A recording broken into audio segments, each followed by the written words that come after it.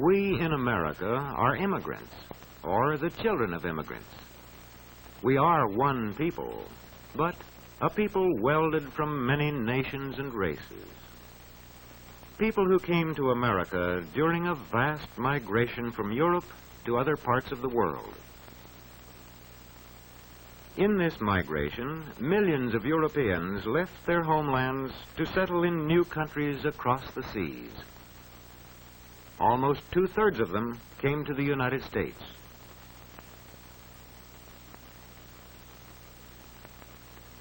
When we became a nation, our population numbered just under 4 million. Each symbol here represents 500,000 people. Most of our people were of British origin, but there were also Dutch and many Germans, as well as French, Spanish, a great many Negroes, and others. The era of the Great Migration from Europe began about 1820. During the following 70 years, immigrants came from Western and Northern Europe in growing numbers. The earliest waves brought people from Ireland and Great Britain, from Germany and nearby countries. Later, the Scandinavians joined the migration from the north and west of Europe. Then, in the 80s, from the south and east they came as the migration fever spread deeper into Europe.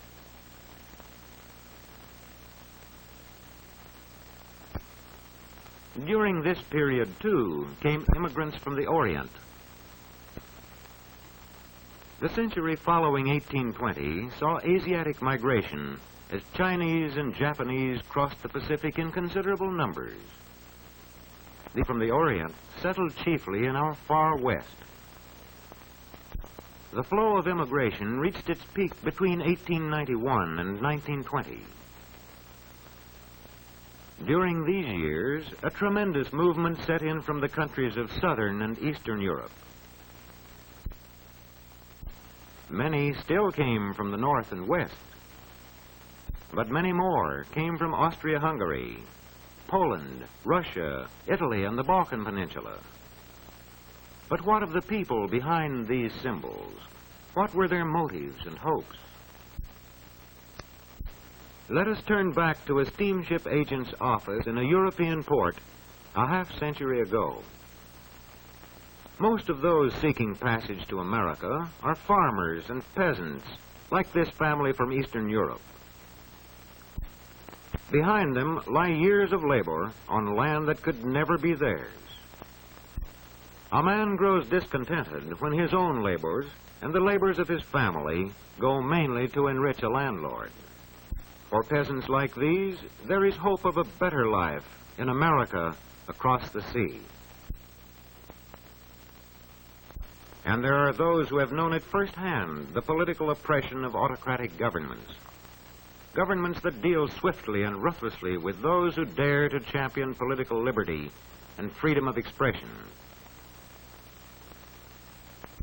To the man deprived of civil rights in his native land, America offers the hope of freedom. And then there are families like this, who have suffered a religious persecution that could drive them from their homes and scorn their right to worship in their own manner. For such as these, there is the promise of religious freedom in immigration to America. These and millions of others like them make up the Great Migration. Millions of every nation and calling, drawn together by their vision of America, a vision of land, opportunity, and freedom. These face the long ocean voyage.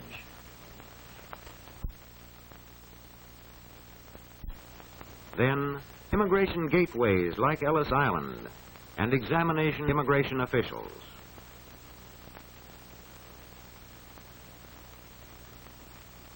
Here, at the turn of the century, almost all Europeans enter freely, except undesirables such as criminals. For all mules, there is a medical examination to weed out those with serious illnesses and dangerous diseases.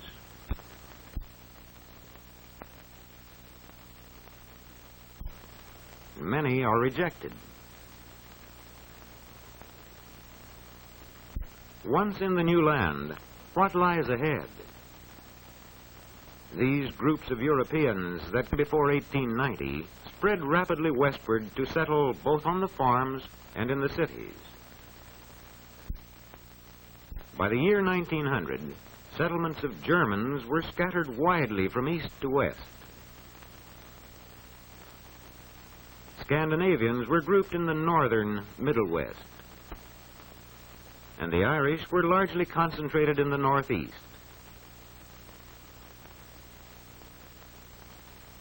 Today, the sons of these immigrants still cultivate the soil that their fathers made their own.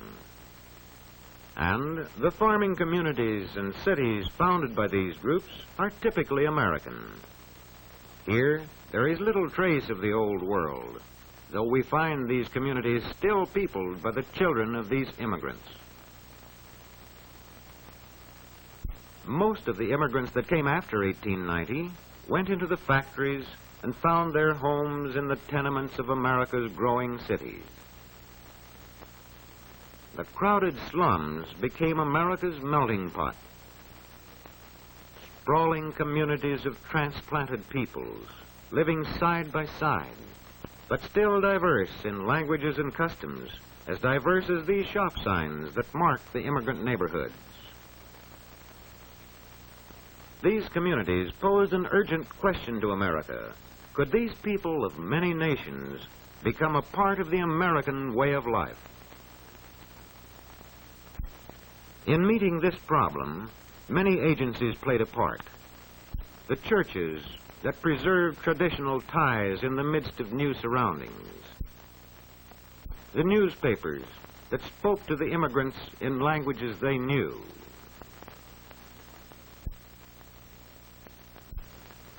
The trade unions that taught them to work together. These and other agencies drew into the larger community the stream of new arrivals. In 1924, a law was passed to restrict immigration from countries outside the Western Hemisphere. By this law, the number to be admitted henceforth was to be in proportion to the national origins of our country's population.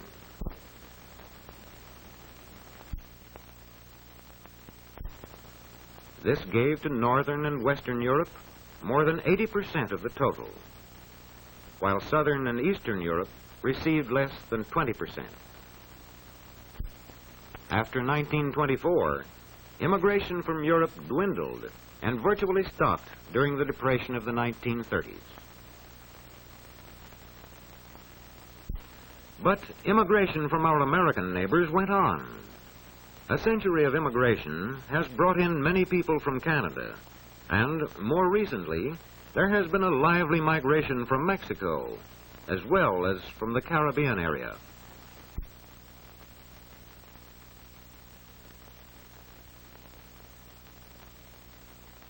Today, these people of every nation and race have become Americans all, a people still diverse, but sharing common aspirations and drawn together in their common contribution of the skills and talents that have made America a great nation. The school has been a most important influence in the making of Americans. Here, the meaning of our country, its institutions, and its culture reaches the children of every community and race and origin. Here, too, the latest arrivals from abroad, young and old alike, have an opportunity to study the language and history of America. These people are preparing for an important step, admission to citizenship. Here, they come to testify to their fitness to become once and for all a part of the United States of America. Longs the promise of long ago. Send these, the homeless, tempest-tossed, to me. I lift my lamp beside the golden door.